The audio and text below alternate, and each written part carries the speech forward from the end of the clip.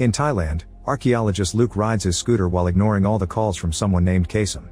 Soon a bunch of cars surround him and Kasem asks Luke to return the tube with the painting he stole from his boss. One of Kasem's men is armed, so Luke announces he'll pull over. Instead he stops the scooter and waits for the cars to move ahead before taking a different road. A chase ensues and Luke moves fast enough to make his pursuers crash against other cars. He then enters the market where the cars can't follow, so the only enemy left is a guy on a bike. When Luke enters an apartment, the space is so tight that the biker crashes too. After going down the stairs, Luke leaves the building, only to get blocked by Kasem's car. He's thrown off his scooter, but since the locals immediately surround the car, Luke gets to crawl away. Kasem scares the crowd by shooting in the air and sends his thugs to continue the chase on foot. With an injured leg, Luke moves as fast as possible while his enemies open fire. He calls his teammates to tell them he won't make it to his flight, so they tell him to take the train instead. After crossing another market, Luke steals a merchant's food cart and Kasem follows him in his car again. Luke disconnects the food cart from the bike and it crashes against Kasem's vehicle, causing the flames to spread and cover his windshield. Kasem then crashes into the traffic and the police surround him while Luke gets to escape. At the station, Luke jumps off the bike and runs after the train, managing to get aboard at the last second. That night he falls asleep on his seat and dreams of being in an ancient building where he finds and steals a golden mask. When he wakes up he finds a woman named Esme sitting across from him. She explains that her job is to recover unique paintings and that the men in the other seats work for her. Luke refuses to give her the painting, so Esme takes out a knife as a thug starts choking him from behind. Esme tries to take the tube away and kicks Luke when he doesn't let go, only for him to grab her arm instead. By taking off her jacket, Esme walks away. Then Luke grabs a plate from a table and breaks it on the thug's head before headbutting him to finally force him to drop him. Now he can grab Esme while kicking down another thug, however Esme quickly beats him up before walking away again. Luke has to fight off another man before reaching her and Esme defends herself with a knife, accidentally cutting the tube strap in the process. As they hold on to different ends of the strap, Luke dodges the flying knife and pulls at the tube to send Esme into the bathroom, where he locks her up. Afterward Luke climbs to the roof of the train car and waits until a water tower is close enough to jump onto it. He doesn't grab the railing well enough and ends up falling through a shack's roof. Then he calls his teammates to ask them to pick him up. Meanwhile in London, Luke's sister Charlotte is discussing the details of her divorce with her cheating ex-husband Harold and his lawyer. He wants full custody of their son, which makes her very angry. Later Charlotte is at work at the museum and is shocked to find Luke. He pretends he's here to visit her, but they almost never see each other, so Charlotte guesses he's in trouble. Luke thinks Charlotte should join him in his adventures like they used to do with their father, but Charlotte reminds him she's a mother now, so she wants to keep her curator job. Then Luke tells her that there's damage on one of the paintings. While she looks at it, he steals a different painting from the wall. The alarm immediately goes off and Luke runs as the doors begin locking themselves. Charlotte follows him outside and asks for the painting, but Luke says he'll only give it to her if she gets in his car. He takes off at great speed, doing some crazy turns to confuse the police vehicles that are now chasing him. After going through a few narrow streets, he enters the back of a truck driven by his teammates Murphy and Deb. Charlotte recognizes them because they're her father's old team. While Luke and Charlotte argue over the life she's chosen, Murphy takes a close look at the stolen painting and concludes it's not what they're looking for. Luke tells his sister she can take the painting back before putting her to sleep with a spray. Moments later she wakes up alone on a park bench. Charlotte rushes back to the museum, where Inspector Jamal is investigating the case. He's suspicious of Charlotte helping Luke, but while they argue, they notice that the painting has been put back in its place. After work Charlotte tries to pick up her son Thomas, but Harold won't let him go with her because he's heard that she's a suspect now. A furious Charlotte goes to yell at Luke for ruining her life and finds him hanging out with a rich man named Owen. He explains he's dying of cancer, so he's hired the team to find the Mountain of Youth, which may be the only cure. Charlotte says that the fountain is just a myth, but Luke thinks all myths have a trace of truth behind them.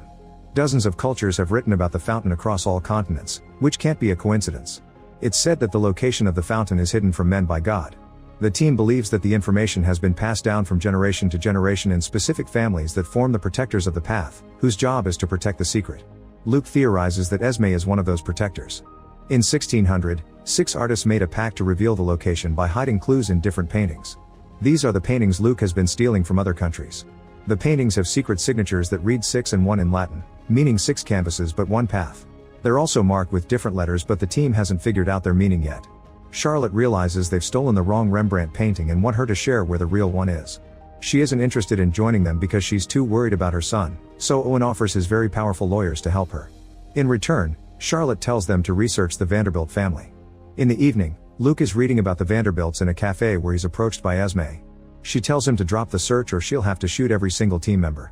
The next day Luke attends Thomas's piano recital and tells Charlotte he's found the real painting.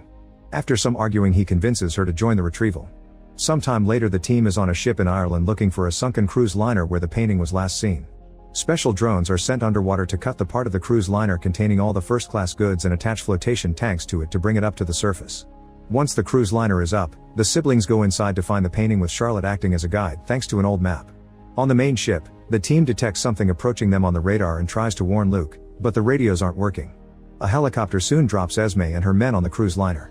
Inside, Charlotte drinks some alcohol she found in a cabinet while Luke uses a blowtorch to open a closet with Vanderbilt's name. He takes out an old box and inside he finds the missing painting, so the siblings have a toast to their success. Luke wants to steal some jewelry too, but Charlotte slaps his hand, reminding him that they aren't grave robbers. The flotation tanks are starting to fail, so the siblings don't have much time left. When they try to leave, they're surrounded by Esme's team, who are all armed. This doesn't stop the duo from fighting them, and in the process the bag with the painting falls. The men open fire, which blocks Esme from approaching the bag. The bullets bounce on the liner's metal and even hit the helicopter. Unfortunately, they damage the flotation tanks too. The cruise liner starts flooding and Luke slips on the water, so a man takes the chance to hold him at gunpoint. Charlotte breaks a chair on the guy's head and Luke rushes to retrieve the painting, only to freeze when Esme takes Charlotte hostage.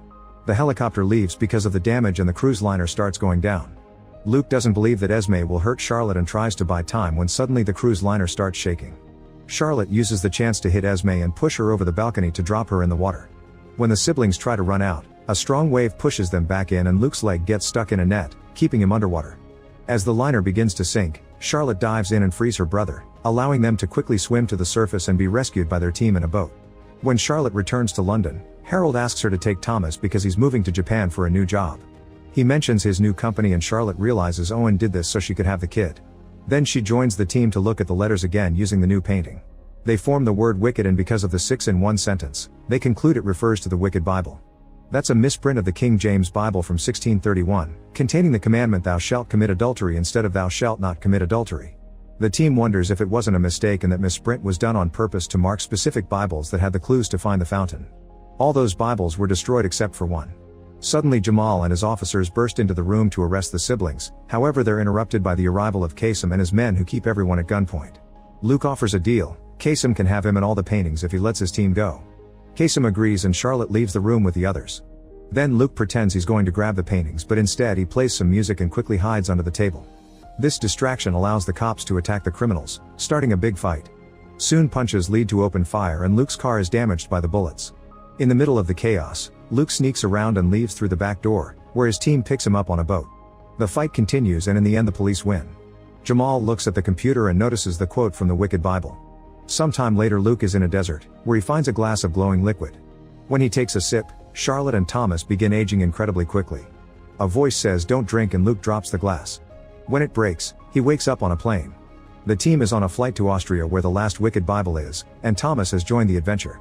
Later at the Austrian National Library, Luke, Charlotte, and Deb are allowed to enter thanks to a big donation made by Owen.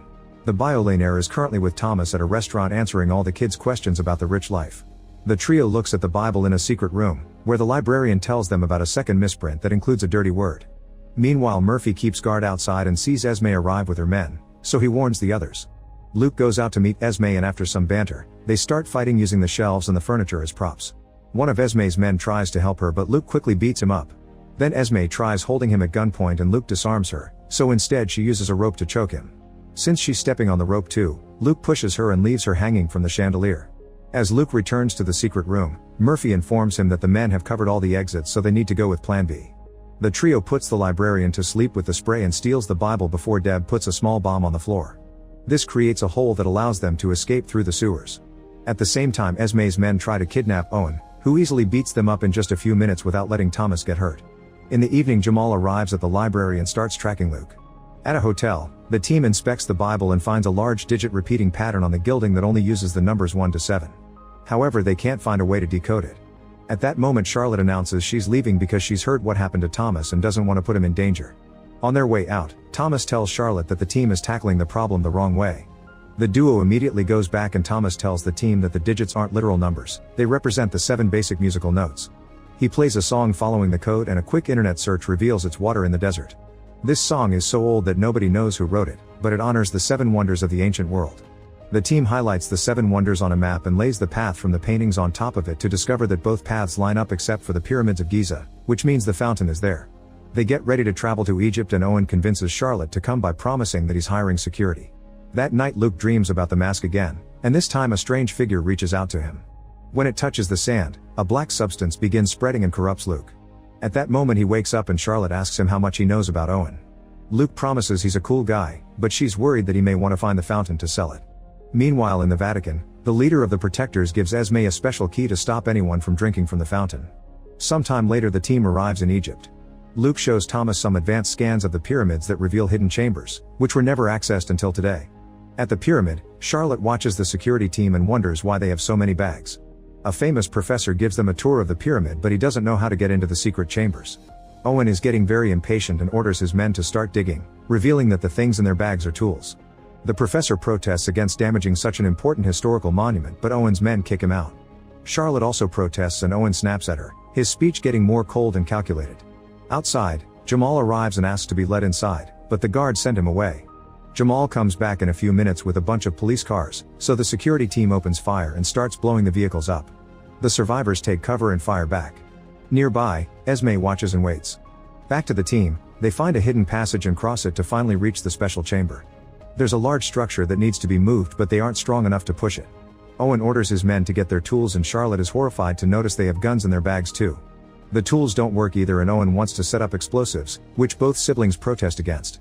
While the adults argue, Thomas finds an old instrument and starts playing it, which reveals a system of pipes in the chamber that transmit the sound and affect the structure. At the right moment Charlotte hits the gong and the entire chamber shakes before the sand on the structure begins forming shapes.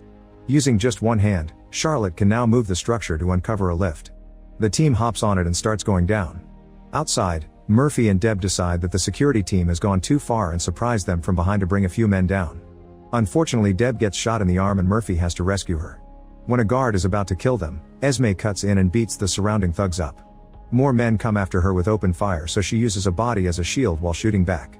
Once the security team has been defeated, Jamal and Esme agree to work together and they enter the pyramid, where they proceed to beat up or shoot all the guards protecting the open structure.